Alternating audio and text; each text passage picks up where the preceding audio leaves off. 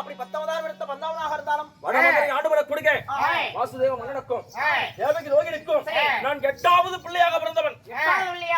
கொடி சுற்றி பிறந்தவன். கோட்டைக்காகாது, மாலை சுற்றி பிறந்தவன். மன்னர் வம்சத்துக்கே ஆகாது. ஆமா, அப்படி பிறந்து ஆயிரம் பாடியிலே யசோதரியான வீட்டிலே வளர்ந்து என் தாயோடு வாதி பிறந்த தாயாமன் பஞ்சன் கம்சனை கொன்று என் அத்தை மக்கள் குந்தி மக்களுடைய பாண்டவர் ஐவர் தர்மன் பீமன் விஜயன் நகுலன் சகாதேவன் ஐவரையும் காத்து வருவேன் என்று உள்ளங்கையிலே சத்தியம் போட்டு என் தாய் புத்தமா தேவிக்கு நான் சத்தியம் செய்து கொடுத்தவன். அன்று நாள் இந்த அக்கா கௌரவர்கள் 100 பேர், பாண்டவர் ஐவர். இருவருக்குமே நாட்டுக்காக நகரத்திற்காக சொத்துக்காக பகை. எப்படி நகரம் சொத்து சுகம் 18 போன்றா போர்கள் உனக்கு குருட்சேத்திர பீடபூமியில் நேற்றோடு 12 நாள் சண்டை முடிந்து விட்டது. விடிந்தால் 13 நாள் சண்டை. இன்னும் விடுவதற்கு நேரம் இருக்க பாண்டவராகப்பட்டவர்கள் மாமா அபயம் மாமா அபயம் என்று என்னை எதிர்பார்த்துக் கொண்டிருக்கிறார்கள். என்ன அபயமோ நள்ளிரவில் வந்த அபயம் என்ன? அப்படியா? சென்று போய் பார்ப்போம்.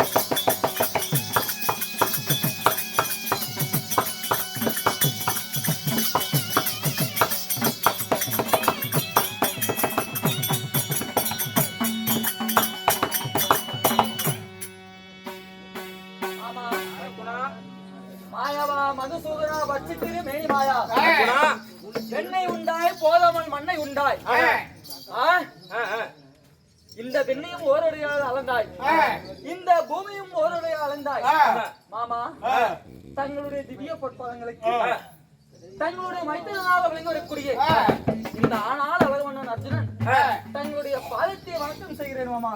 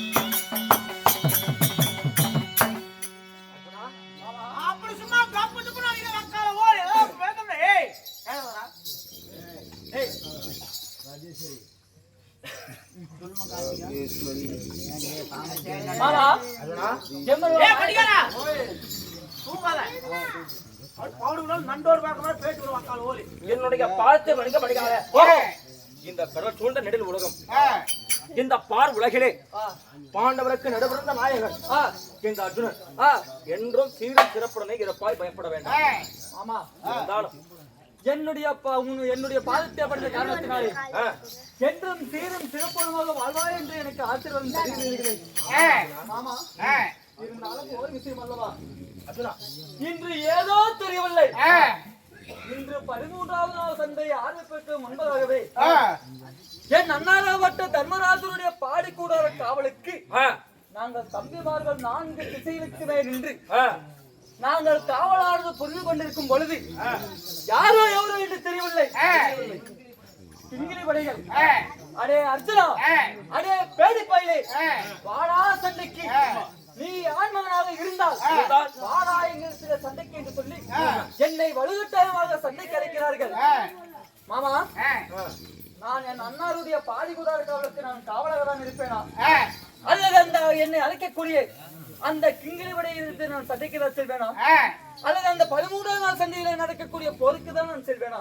அதனால நான் என்னமாமா செய்வது, என்ன செய்வது, ஏது செய்வது என்று தெரியாமல் படிக்கு நான் அளவுகளின் சிந்தனையோடு தங்களை காண ஓடி வந்தேனா மாமா.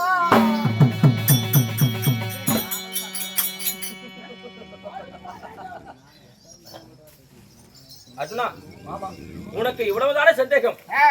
உன் வீரத்தை பற்றி ஒரு இழிவாக பேசியிருக்கின்றான். உன் அண்ணன் பேவன் பலத்தை விட்டு ஒரு இழிவாக பேசியிருக்கின்றான். எங்கள் தேசத்தை ஆளக்கூடிய கிங்கிலி மன்னர்கள் உங்களுடைய பலத்தை எல்லாம் வீணாக பேசியிருக்கிறார்கள். இதையெல்லாம் பொறுத்து கொண்டு நீ சர்வசாதாரணம் எப்படி இருக்க முடியுது அர்ஜுனா?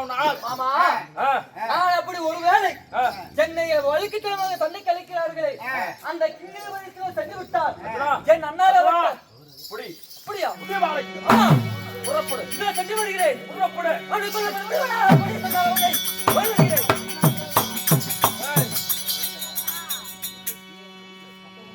அர்ஜுனா, அர்ஜுனா, ஆச்சரியமா இருக்கின்றது. என் மாமாவட்ட எம்மருவன் மாயக்கண்ணன் என்னுடைய கலைஞரை வாழத்தை கொடுத்து சண்டைக்கு போடா அர்ஜுனா என்று சொன்னது மட்டும் இல்லாமல் படிக்கு நான் செல்லும் பொழுது அர்ஜுனா என்று ஒற்றை வர்த்தியை நிறுத்துகிறாரே என்னவாக இருக்கும்? அர்ஜுனா, சென்றுதான் பார்ப்போம். எங்கே புறப்பட்டு விட்டாய்? ஆமாமா, இது வேடிக்கை இருக்கின்றது. அந்த கீழே வச்சு சண்டைக்கு போர்ச்சனா என்று சொல்லி என்னுடைய கையில வாழாயத்தை கொடுத்து அனுப்பிவிட்டு ஒட்டை வார்த்தையில் அர்ஜுனா நெல் என்று அழைக்கிறாயே என்னமாமா தங்களுடைய கபடனான ஒன்று புரியவில்லையாமா? அர்ஜுனா, வெங்கல தேசத்தை அனுப்பக்கூடிய கிங்கிலி படைகளை கொள்வதற்காக புறப்பட்டு விட்டாய். 4 திசையிலிருந்து 4 சிங்கங்களை அழைத்துக் கொண்டிருக்கிறார்கள். அவர்களை கொல்ல புறப்பட்டு விட்டாய் அர்ஜுனா. மாமா, நிச்சயமாக அந்த கிங்கிலி படைகளை நீ வெற்றி பெறுவாய். அப்படியா? ஆனால் ஒரு வார்த்தை, ஆனந்தம் கொள்ளாதே.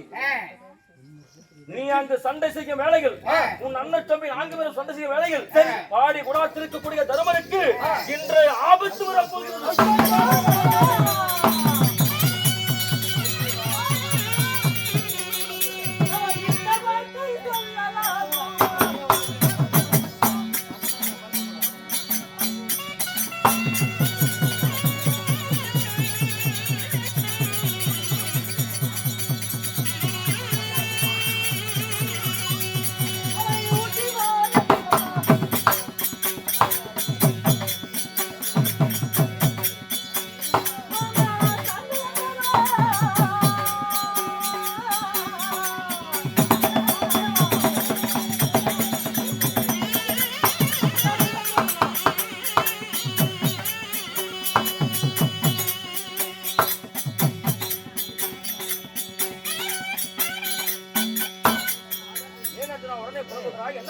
மாமா, அந்த கிங்கிலி படையில் சண்டைக்கு சென்றால் அந்த கிங்கிலி படையில் அனைவற்றை வருமே வெட்டி வீர சமூகம் செய்து இன்று நீ வெற்றி பெறுவது நீயாக இருந்தாலுமே நீங்கள் 4 திசைக்கு சென்று விட்டால் இந்த பாண்டவர்கள் என்று அடியோடு அழுவது உறுதி என்று கூறுகிறாயா மாமா?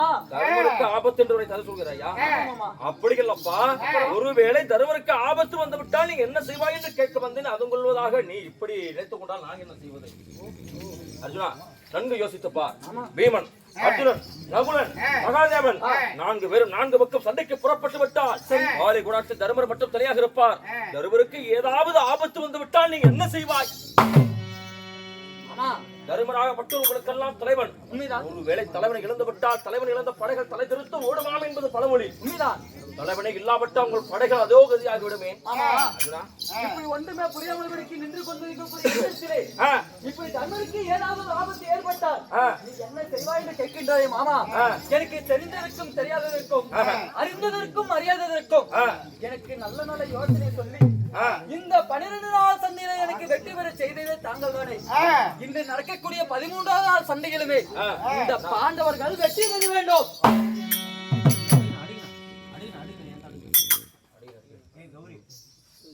இந்த 13வது நாள் சண்டைக்கு இந்த பாண்டவரே வெற்றி பெற வேண்டும். அதற்கு என்னமாமா வழி செய்வது? இருந்தாலும் பேராசை உன்னை விடலை அர்ஜுனா. மாமா, நான் உங்க சண்டைக்கு புறப்பட வேண்டும். உன் அண்ணா தருமருக்கு காவல் இருக்க வேண்டும். தருமருக்கு இந்த ஆபத்து வரக்கூடாது. சுருக்கமா சொல்ல போனாலும் ஒரே கலர் 2 மாங்க வேணுங்கிற உண்மைதான் அர்ஜுனா. ஆமா, சரி, இதற்கு ஒரே வழிதான் இருக்கிறது. நாம் இருவரும் இப்பொழுது எங்கே தெரியும் புறப்பட வேண்டும்? ஆனகுந்திமா நகரம் புறப்பட வேண்டும். அங்கு சென்றால் பிறகு உனக்கு விவரமாக நான் உரைக்கின்றேன்.